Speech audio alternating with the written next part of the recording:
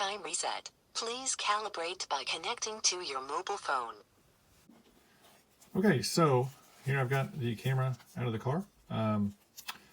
That warning you get is usually because the internal battery just will not accept a charge anymore. So let's try to get this thing open and see what kind of battery is in it. So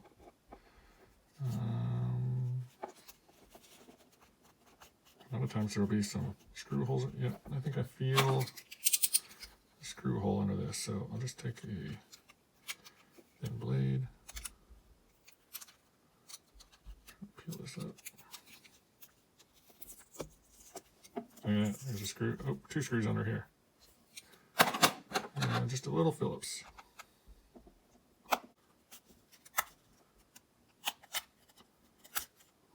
Pops right out of there. All right, so we got, what is this? Oh, looks like just a single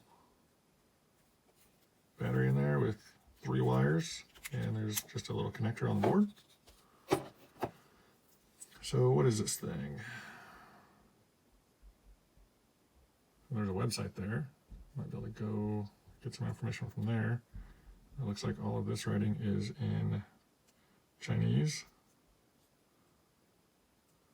I see a HMC 1450, 3.7 volt, 500 milliamp hour. So, after looking up this battery, I could not find this anywhere except for AliExpress. I even thought maybe I can just replace just the cell. And so I pulled off the heat shrink covering and this little cardboard protector, and under here is this is the battery management system. So there's a little integrated circuit on this board and it's soldered directly to the battery. And but even these cells I couldn't find anywhere except for direct from China. So I did, while I was there, I think I could get 2 of these cells for around $3.50. But anytime you're soldering directly to a lithium cell, there's a risk of overheating them and causing them to explode. So to avoid that, I purchased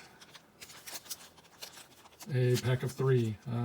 These 3 batteries were around $15, free shipping. They took 2 or 3 weeks to get here.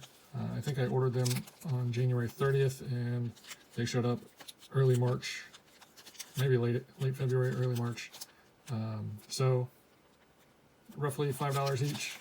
I couldn't find just a single pack. I saw listings for 2 pieces or 3 pieces. I decided to go with the 3 pieces because I've got this one and then an identical one in another vehicle. So I figure I got a spare when that one fails. So I'm just going to get this put back in. Installation is basically the same as removal. Pull the case off, plug it in.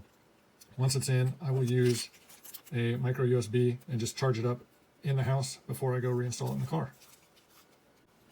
Okay, so battery's back in. The new battery, I don't know if the insulation was a little thicker or the wires were a little thicker, but it was a really tight squeeze in there compared to the original battery.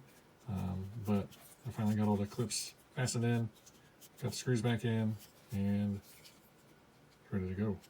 So I'll just power it on here.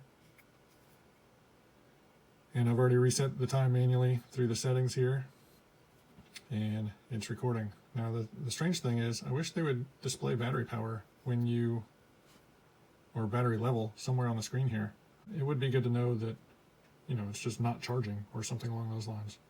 So I may provide some feedback to this company and just see if maybe they'll include that in a future update.